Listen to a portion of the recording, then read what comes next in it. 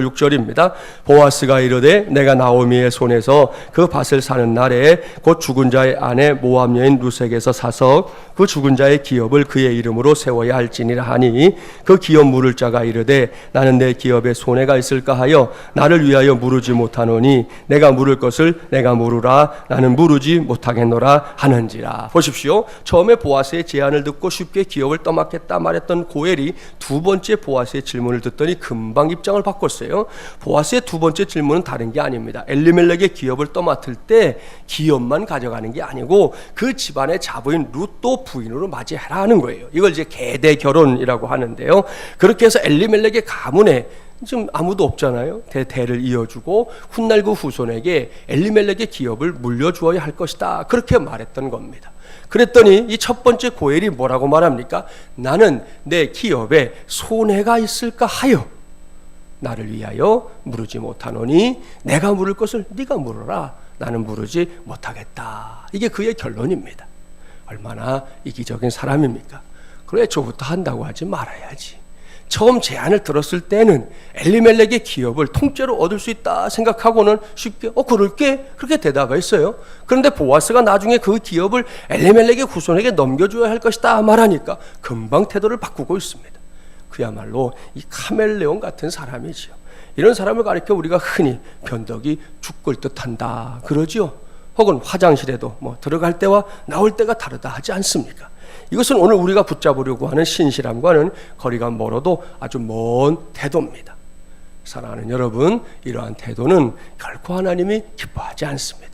이 문제에 있어서 하나님이 원하시는 게 뭔지 우리 주변에 있는 것들 가운데 이렇게 유산균을 보면 좀 알 수 있어요. 유산균이 뭔지 아시잖아요. 버섯의 일종으로 아침마다 공복에 여러분 이렇게 먹으면 위장이 건강해진다 그러잖아요. 시중에는 갖은 유산균 음료가 많이 출시되어 있습니다. 저도 개인적으로 그런 음료를 좋아하기도 합니다. 그런데 여러분 그 유산균을 잘 배양하는 방법 알고 계신 분들도 있을 거예요. 우유와 섞어서 봉해둔 이 유산균은 하루만 지나도 눈에 보일 정도로 쑥쑥 자랍니다. 그런데 재미난 거는 일정한 크기까지만 자란 뒤에는 희한하게도 더 성장하지 않는다는 거예요. 딱 그만큼이에요. 딱 그만큼. 근데 참 더 신기한 건 그걸 다시 반으로 딱 쪼개면 이놈이 또 자라기 시작해요. 그래서 이렇게 그 사람에게 선물을 받아서 집에 가져가면 이 사람도 또 그만큼씩 키울 수 있게 되는 거예요.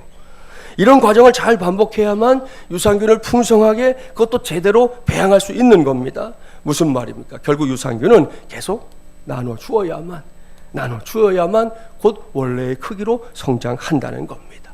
이것이 유산균이 보여주는 성장의 원리인데요. 저와 여러분이 복받는 원리도 동일합니다. 예나 지금이나 나무는 자기를 위해서 그늘을 만들지 않아요. 그 그늘은 철저하게 다른 누군가를 위해 만들어지는 그늘입니다. 그게 바로 나눔이지요.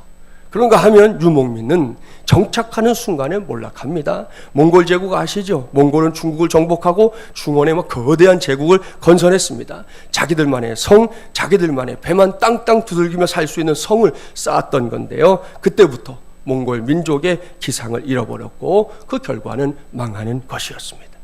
그리스도인들도 마찬가지입니다. 가만히 있으면 안 됩니다. 그건 망하는 지름길이에요.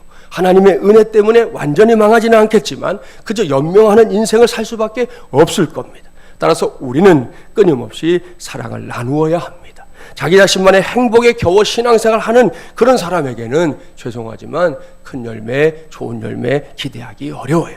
하나님은 사랑과 섬김을 나누는 자에게 계속해서 채워주시는 분이기 때문입니다. 이를 명심하고 오늘 본문에 나오는 한 고엘처럼 지나치게 입속에 빠른 계산에 익숙한 삶을 선택하면 안 됩니다. 물론 절제된 생활, 절약하는 생활을 위해서 계산에 익숙해지는 건 바른 생활 태도입니다. 그러나 오로지 내 배를 불리겠다는 생각 때문에 계산에 익숙해지는 건 결코 건강한 신앙생활, 건강한 생활 태도가 아니라는 거지요. 지금 우리가 사는 세상을 보십시오. 진정으로 움켜쥐기보다는 나누는 것이 필요한 시대입니다. 지금도 우리 주변에는 그러한 나눔에 목말라하는 사람들이 참 많습니다. 그들을 위해 우리가 이기적인 생각을, 이기적인 삶을 지금보다 조금만 더 포기할 수 있을 때 그래도 우리가 사는 세상이 훨씬 더 살맛나는 세상이 될 줄 믿습니다. 이런 점에서 우리 교회는 또 이미 남다름을 갖고 있는 교회다. 저는 그렇게 생각합니다. 우리 교회 사역 가운데 여기에 해당되는 대표적인 사역은 농촌 선교입니다. 그동안 저도 여러분도 농촌 선교 해봤지만 우리 교회는 봉사하러 가면서 그냥 가지 않습니다. 회비 내고 갑니다. 목사인 저를 비롯해서 농촌 선교에 참여하는 모든 이들이 회비를 내고 농촌에 갑니다. 내가 다른 이들을 섬기기 위해 땀을 흘리러 가는 것인데도 말입니다. 다른 교회 목사님들 만나가지고 이런 얘기를 나누다 보면 꼭 묻는 사람이 있어요. 그렇게 하면 성도들이 농촌 선교를 가겠다고 나서느냐? 투덜거리지 않느냐? 안 가겠다고 버티는 사람은 없느냐? 참 유치한 질문들을 하고 있어요. 예? 제가 이것 때문에 이제 5월 달에 장신대에 한번 가서 농촌선교 관련해서 뭐 좀 알려달라는 게 있어서 강의를 하러 갈 거예요. 우리 있는 얘기 그대로 할 거니까 다른 얘기 할 것도 없고. 이런 질문을 들으면 저의 대답 다 하시죠. 우리는 그래도 갑니다. 투덜거리지 않습니다. 버티는 사람 없습니다.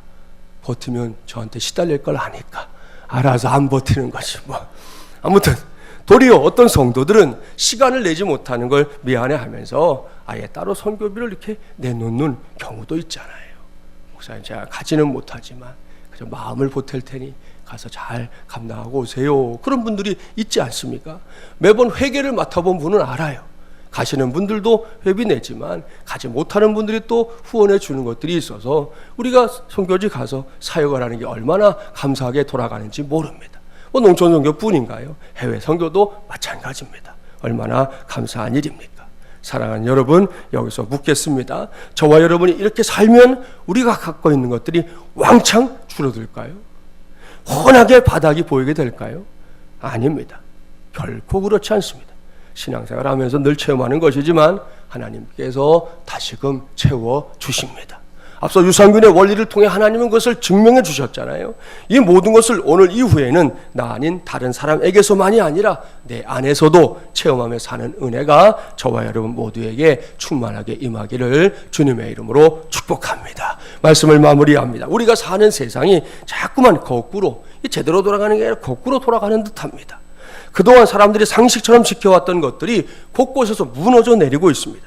그렇기 때문에 우리에게는 다른 선택이 필요합니다. 그 중에 하나가 보아스가 보여주고 있는 신실함이에요.